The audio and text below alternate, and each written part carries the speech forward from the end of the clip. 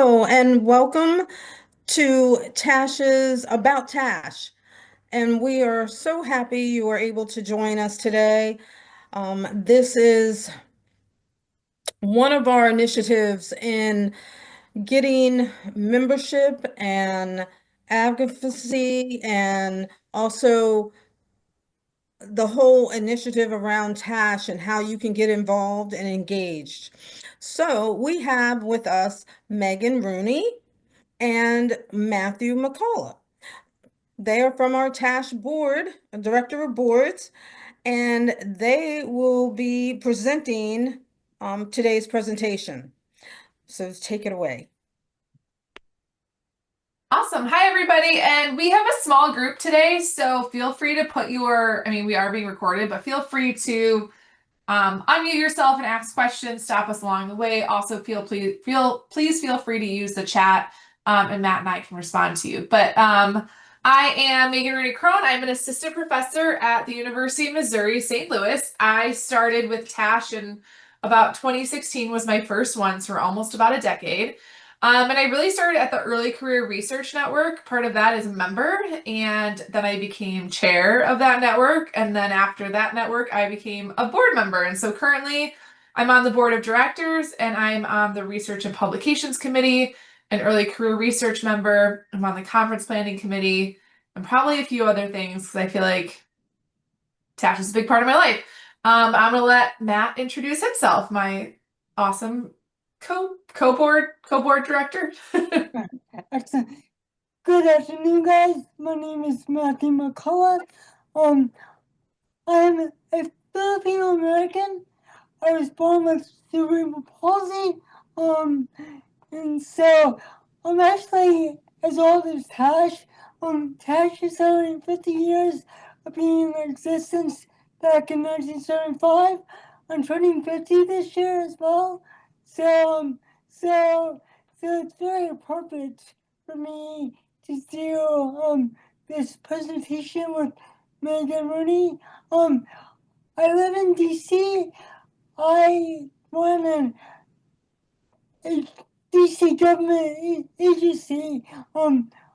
My agency is responsible for the ADA compliance for the district government. So, we are the civil rights office, for the district government for citizens with disabilities and their families. Um, I've been involved with TASH since 2011. I was actually on board back in 2011 through 2014. At that time, I was the head of the duty council in DC, and I returned back to TASH in the past few years. So I'm very honored to be working with Megan and presenting on the significance of TASH to everybody here. Thank you very much. All right, so we're going to talk about why you should consider being a TASH member. And so the TASH's mission is to promote equity, operating, and inclusion for people with people with disabilities, especially those with the most significant support needs. And we focus on the full range of community life, so education, employment, and community living. And we emphasize advocacy, research, and practice. So we're a very broad organization, but what really brings us all together is we all are focusing on inclusion and opportunity for individuals with the most significant support needs, which in 1975, this organization was created because people looked around and saw, CEC and these other organizations and said, well, what about students with more extensive support needs? We need our own organization. And so that is how TASH was born, and that's what differentiates us from other organizations. Excellent. So TASH is a national nonprofit that actually represents a wide diverse community of self-advocates, families, teachers, service providers, and researchers. There can be overlap of of of these different communities working together. Megan is a teacher. She's also a family member and a researcher too. So there's great opportunities for people to share their talents and skills they become a TASH member. Next slide.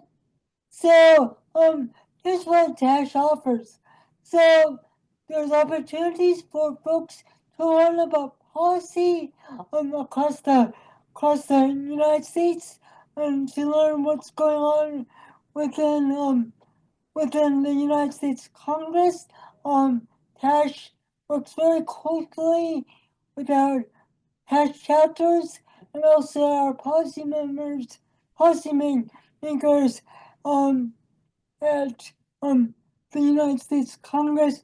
Um, we are constantly learning about how can we better serve our communities, people with disabilities and their families, knowing that to have them serve in the most integrated and most inclusive and integrated community. Next slide. So there are several TASH events where TASH members and ours can become super involved and network. Um, we have um, several upcoming events starting on September 9th, 2025. We have the Outstanding Leadership in Disability and Law Symposium and Award Celebration in Washington, D.C. That's usually done at American University. And during that event, we usually highlight or honor a long-standing attorney that supported TASH and support our citizens with disabilities in the most integrated environment. We also have our TASH conference between December 4th through December 6th, 2025 in Denver, Colorado. I encourage all of you to register and join us in Denver, Colorado during that time. So, is this you or me? This is me again, sorry. So what does the annual conference offer? Well, it offers several opportunities. You're able to share and learn about best practices to support and include individuals with extensive support needs, um, dealing with D1 intensive services, there are several breakout session posters representing diverse skill sets of researchers and educators. Um, we offer sessions on TED Talks that allows our people with disabilities, our self-advocates, to share the issues and talk about what's important in their lives. And this annual conference allows strangers to come together as one big family and share their experiences with one another, and soon enough we become one big happy family, trying trying to work together on improving the quality of life for all our family members and people with disabilities. We are currently accepting proposals for the annual conference. Proposals are due May 4th, 2025. And once again, I encourage all of you to come join us in Denver, Colorado for our annual conference between December 4th through December 6th, 2025. See you there. And then we're talking about the outstanding leadership in district laws symposium OLDL. We are currently putting that event together. Once again, we're celebrating people in the legal field who are following the mission of TASH. It's a healthy legal symposium, and for all those folks that are seeking continuing legal education credits, we do offer these credits, so that should be an incentive for all these attorneys that want to continue their educational learning. You, as a community, we celebrate the keynote speaker and acknowledge the honoree. Um, and it's going to take place on September 9th, 2025 at American University this year. And so, just one thing I want to point out is that a lot of things that we're going to describe are ways that you can be involved in TASH or you can personally benefit from TASH. But maybe you're not a lawyer, right? Or maybe you're like, I don't really care about this OLDL. I'm not going to go. But by being a TASH member, you're supporting these efforts. And so policy and advocacy is a big component of TASH. And so through OLDL, we can acknowledge and engage lawyers and those in the legal field who are working towards equity, opportunity, inclusion for students with extensive support needs. So your membership is supporting this work way beyond just your own. Yeah, and I also want to add, many of the attorneys that we honor have a long-standing history of standing up against institutions, segregated environments. TASH, as all of you may know, we're all about having our citizens with disabilities out in the community, earning competitive wages, living in their own homes, and using transportation independently, and so we're all about that. And so these are the attorneys that have done such a good job supporting TASH on this particular issues that I brought forth. Thank you. So another way you can learn about how to best support people with disabilities is through our journals. So as a member, you would have access to our 2 journals. The first one is Research and Practice for Persons with Severe Disabilities. And that is a journal that really focuses on research, so identifying, describing evidence-based practices, understanding the experiences of people with disabilities, including people with disabilities in research. That inclusive practices is more the practitioner-friendly version to help families, service providers, and teachers understand how to translate research into their own practice. So those ones are a little bit more accessible to the broader population. And so as a member, you would have access to those. TASH also provides a wide range of webinars throughout the year. For example, they had a Meaningful Life series, which for, I think it was like every month, there was a different topic on how to promote a meaningful life. Preparing for possible Medicaid cuts. I went to this one last week, or last month. It was really great. It helped, a speaker talked about what Medicaid is, how, how it operates, and then how we can advocate to, not have Medicaid cuts, to save Medicaid. There's a legislative advocacy 101 that I think is going on right now. And then supporting students with aggressive behaviors and writing and implementing inclusive IEPs. So as you can see, there's a wide range of different webinars that address a wide range of topics that impact students with individuals with extensive support needs across the lifespan. So there's lots of webinars that are free to our members. Is this one me? Yes, right? Yeah. Oops, sorry. There's also, we have multiple ways to receive information. So we have TASH in Action, which is our monthly newsletter that you'll receive information about big updates. There's the TASH Washington update. We currently have a policy analyst who is advising our TASH staff and also providing updates to our membership about what's going on and what we can do. And we share action alerts, which gives you really quick, easy information on how to advocate for students with extensive support needs. And so,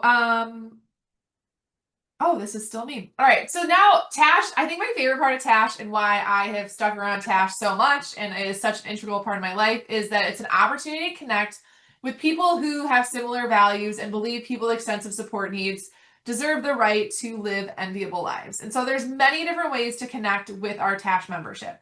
So we have communities of practice.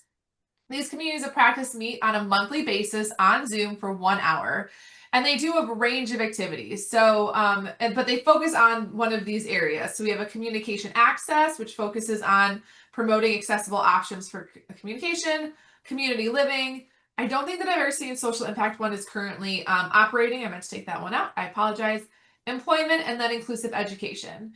And so, for example, the employment community of practice, they run the Mark Gold Award, but they also have other variety of initiatives to support members. And so For example, I used to be on the employment one and I loved going to that meeting because you get to connect with people from across the country and hear about, oh, what's going on in your state regarding this and what do we need to do to improve employment outcomes. But if you're interested in becoming a member, here is the sign up sheet. You can also just go to TASH, the TASH website, go under members and click on communities of practice. And you can become, if you become a member of TASH, you can join our communities of practice. We also have state chapters, so check out our state chapter page on our website.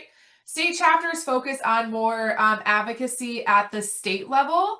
And so there's state conferences, they might have networking events, they might have their own webinars. But if you become a member of TASH, you are automatically a member of their state chapter.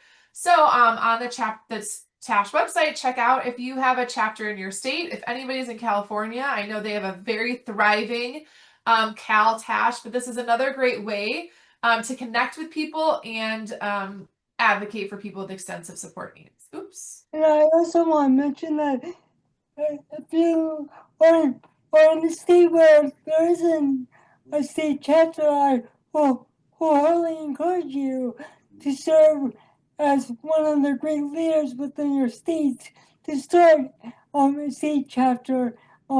So because the more chapters that we have across the United States, the greater the voice we have with our policymakers and the folks that we serve. So thank you very much.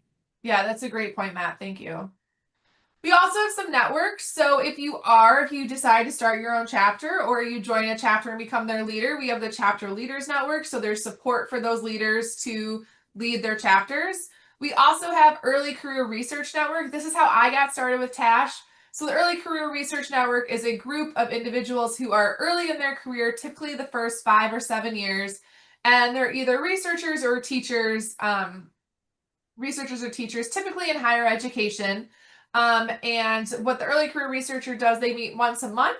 They plan a pre-conference. They have their own colloquium. They give out the Early Career Research Award. And it's just a really great opportunity to connect with other people, find people to do research with, share teaching resources, just kind of how all these opportunities are, how to find people to make our work more effective. All right, so now Matt is going to talk about advocacy. So after you take part in all the webinars, get yourself educated on all the policy stuff, this is when you're able to advocate. And one of the greatest opportunities that you're able to do that is at the District Policy Seminar. The District Policy Seminar is actually sponsored by several different national district orgs, such as TASH, NARC, National Org, and so forth. And we all come together under one roof. It's one big community to learn all the different policy statements that we need to learn about during the course of this 1 week, dealing with Medicaid, dealing with housing, dealing with employment, and so forth. Anything that impacts your own life, you learn about these issues during the district policy seminar. And at the end of the last day of the policy seminar, you're able to go off to the United States Congress and advocate on the issues that matter to you most. And so this is where you use your voice, make your voice heard, make the policymakers understand that people with disabilities, people in the community, may have a voice that make a difference. Next slide. And I just mentioned about this policy statements. Not only do you learn about the policy statements at the National Disability Policy Seminar, but throughout all the webinars and throughout all the news articles and stuff like that, TASH offers multiple policy statements on dealing with currently, as most of you know, there's an effort to dismantle the United States Department of Education, and TASH is in full support of having the United States Department of Education around, particularly because it supports several civil rights education laws, such as the IDEA, Section 504 of the Rehab Act. We talk about inclusive education. What does that really mean about being inside the integrated classroom? And how do you implement your IEP properly? It's a legal document, but not to me. Parents and family members understand that. So Tash is at the table helping you understand how to implement your IEP properly. We're talking about community living. Community living, talking about Medicaid dollars, and healthcare. Without Medicaid and healthcare, it's very hard to have a good quality of life in the community. So we constantly work with our advocates, with our families, with our professionals to understand the significance of why community living and Medicaid and all that good stuff is significant to our community. We talk about employment. We're all about competitive and integrated employment. We're all about making sure that people with disabilities receive the same meaningful wage as everybody else doing that same type of job. Um, where when we're not for shelter workshops, we're all about making sure that our citizens with disabilities get the meaningful wage as everybody else. Um, we also talk about ownership. Many of the parents are told that once they leave the school system, it's best for parents to obtain guardianship. And that's not always the case. When when we talk about guardianship, that means that all the rights and decision making is taken away from that person with the disability by solely placed on the guardian or the family member fully responsible for that person's life. So we talk more about supported decision making. What exactly does that mean? And we give options to people about guardianship versus supported decision making. And you can learn more about the statements at the following website given at the bottom tash.org on forward position on dash statements. Next slide. Yeah, and I was just going to add that these statements, I would say TASH is a very values-based organization. We believe people with extensive support needs should be included in every aspect of daily life.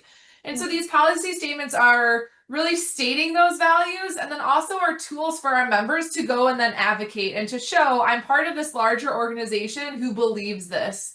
And so that's kind of one way that we communicate our values. But sorry, here you go, Matt. We also want to emphasize that we are a bipartisan type national organization. We welcome Republicans and Democrats because the issues that we're talking about affects everybody, regardless of your political affiliation, um, dealing with community living, employment, what have you. It's not a partisan. These are not partisan issues. These are issues that matter to everybody. Um, and the great strength that Tash has is that we honor our coalitions and partners. And there are several examples of who we partnership with the collaboration to promote self-determination, the consortium of constituents with disabilities, the Disability and Aging Collaborative, the Alliance to Prevent Restraint, aversive, can't speak, aversive intervention and seclusion, appraised coalition, independent doing enhancement of Medicare and Medicaid, also known as the Item Coalition among the Medicaid Alliance. These are all coalition partners that honor the tax honors and the respect is reciprocal as well. And so when you're a TASH member, you're supporting the TASH organization's ability to be part of all of these coalition and partners and to be part of this larger advocacy effort. So for example, when RFK said some pretty negative things about people with autism a couple weeks ago, TASH signed on to some of the letters that pushed back and said, no, people with autism are very capable in defending people with autism. So your membership goes a long way. Yeah, and I also want to mention, for folks who don't know who RFK is, that's the current Secretary of the Department of Human Services, Robert, Robert Kennedy Jr. So we're really bad about using acronyms, because we work very closely with government, but, but but for all those folks that didn't catch that acronym, RFK, we're talking about the Secretary of the United States Department of Health and Human Services. Thank you, Matt. I'm sorry. I know we so many acronyms in our work. Which TASH does not stand for anything. Common misperception. It used to, but it does not anymore. So here are just some other TASH initiatives. TASH has collaborated with the Lewin to implement the Disability Employment Technical Assistance Center. So DTAC, it focuses on systems change, innovation, and collaboration. And so this is a big, national technical assistance center to promote employment outcomes, and TASH is a partner, which I think is pretty cool. TASH also collaborates with SARTAC, which is the self-advocacy group, and one of their collaborative activities is every week there's a self-advocacy coffee hour that Tia leads. So that's a really awesome opportunity that we collaborate with other organizations. And then I think this is Matt. And TASH honors and recognizes that there are different types of membership levels. We honor those who represent themselves on a professional level. We also recognize that there are so many nonprofits and private sector orgs out there, and we want to partner with TASH, so we offer an organizational membership. There's an associate membership, and there's a self-advocate family member, drug support, professionally retiring membership category, and there's all those students that are becoming leaders within our educational field. That's going to take over for Megan Rooney when she is done. All right, so if you become a member, there's a lot of benefits. So if you come to the TASH conference, you get a significant discount on your registration. You have access to all of the trainings we described, all the events we described. You have access to those journals to help identify evidence-based practices and then understand how to apply them. There's TASH in action. You can be affiliated with your state chapter. You can join the community of practice. There's just so many ways to become a member. And again, it's also not just your membership benefits, but you're part of an organization and a whole entire network across the country that is trying to make sure that individuals with extensive support needs are not forgotten. Because too often we know that students with disabilities in general are forgotten, and we just want to be have a strong representation so that our policies and our education systems and our community systems do think about and support inclusion. So that is all we have for now, which